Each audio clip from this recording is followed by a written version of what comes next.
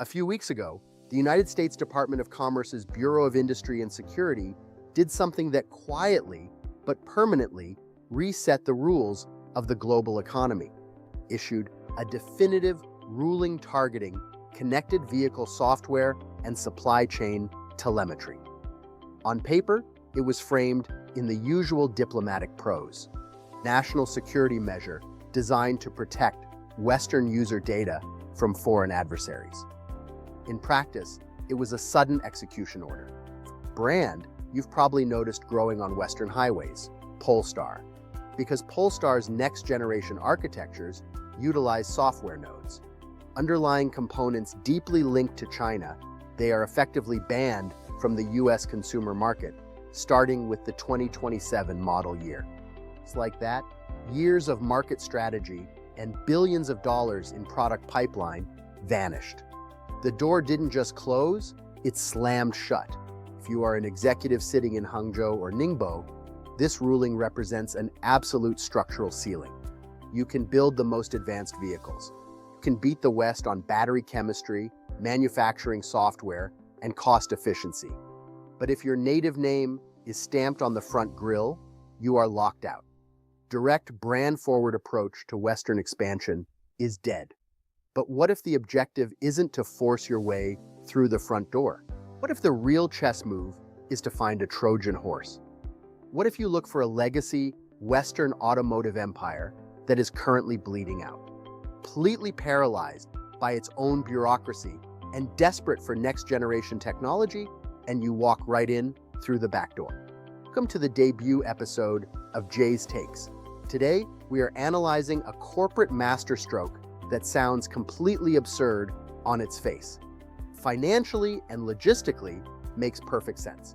We are modeling out how Zhejiang Geely Holding Group can conceivably take majority control of Stellantis, and why it might be the only way the American automotive heartland actually survives the next decade. See how this backdoor path is actually wide open. We have to look past the political theater and examine the bizarre hypocrisy of trade protectionism. Mainstream financial media loves to paint a picture of an absolute iron curtain. But if you've stepped inside an American dealership recently, you've crossed that line. Take a look at the Buick Envision. It's a staple of suburban American driveways, but it is manufactured from the ground up in China and shipped across the Pacific. Look at the brand new Lincoln Nautilus. It is highly praised as a pinnacle of American luxury, but it is manufactured entirely in Hangzhou, China. Washington doesn't dare touch those vehicles. Why? Because they wear the tri-shield of Buick and the Star of Lincoln. They protect the balance sheets. Protectionism, it turns out, isn't about where the car is built or who engineered the software. It's about whose badge is glued to the hood. But he understands this nuance better than Geely's chairman, Li Shufu. Back in 2010, when Geely acquired Volvo from Ford, the establishment scoffed, predicted that a Chinese company would ruin Volvo's premium Scandinavian legacy. Instead, Geely executed a flawless playbook, left the design teams and engineers in Gothenburg alone, poured billions into their capital reserves, and quietly unified the underlying physical architectures. Volvo is more profitable and globally respected than at any point in its history, yet its brand identity remains unassailably, fiercely Western. This strategy extends far beyond traditional luxury consumer cars. Right now, if you hail a next-generation Waymo in San Francisco or Phoenix, riding in an American-built chassis, you are sitting inside a custom machine engineered exclusively on Geely's specialized SEA-M platform. Alphabet, one of the absolute gatekeepers of American technological sovereignty, looked at the entire landscape and deliberately chose Geely. The engineering is proven. The manufacturing capability is undisputed.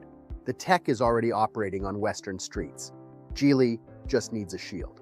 Which brings us directly to the most vulnerable, distressed target on the global corporate stage: Stellantis N.V, an industrial conglomerate. Governs 14 distinct, iconic brands spanning North America and Europe: Jeep, Ram, Dodge, Chrysler, Peugeot, Fiat, Maserati, and Opel. Beneath the sheet metal, its operational machinery is in severe distress.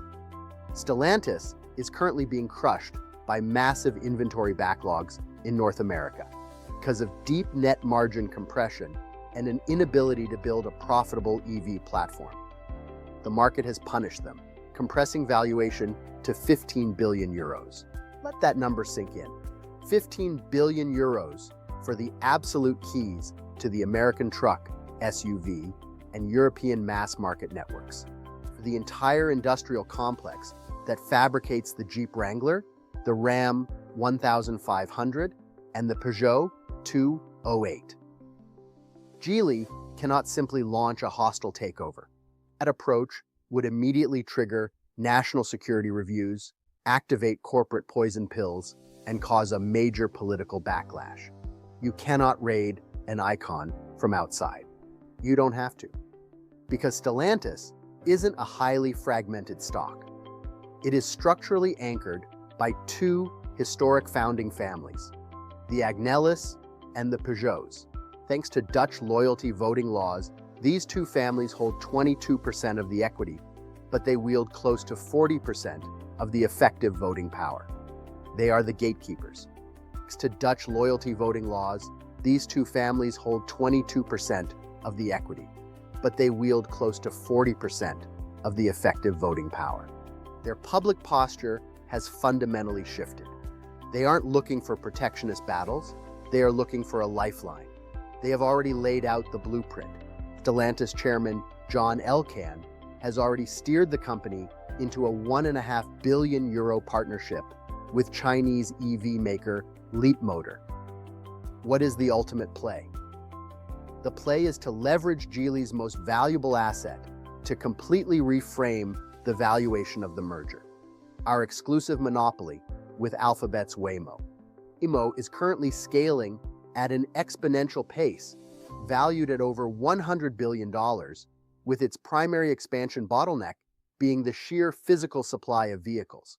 Waymo's next-generation robotaxi platform, the Ojai, is built entirely on Geely's specialized SEA-M architecture. This platform cuts vehicle hardware procurement costs to a stunning $38,000 per unit, saving Alphabet roughly $75,000 per robotaxi compared to their legacy fleets.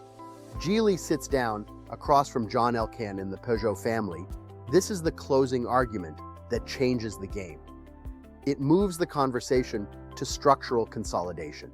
Instead of shipping stripped-down frames from China, Geely offers to retool Stellantis's underutilized North American factories to manufacture the Waymo Ojai platform. Take dark lines like Belvedere Assembly, and we transform them into high-margin, high-volume production hubs for Alphabet's autonomous network. Local manufacturing on Western soil. The moment Wall Street realizes these factories are the exclusive hardware engines powering the ride-hailing boom, the corporate valuation will completely re-rate. A path to transform holdings. Mechanically, the transaction avoids the public market entirely. Geely proposes the creation of an unlisted holding entity, Stellantis Global Tech. A master chess move. XOR and the Peugeot family roll their combined stakes into this vehicle. Geely injects $12.5 billion in cash capital, along with exclusive Western IP rights. In return, Geely takes a 51% controlling common equity stake in the holding company, securing operational command of the board while leaving the public float intact. French state's investment stays exactly where it is. The government has an airtight defense. They have protected sovereign manufacturing and saved localized jobs without taxpayer funds. The French state's investment stays exactly where it is. The government has an airtight defense. They have protected sovereign manufacturing and saved jobs. Geely's 51% voting power over North American assets, like Jeep and Ram, is legally transferred into an independent, blind voting trust managed exclusively by approved U.S. citizens.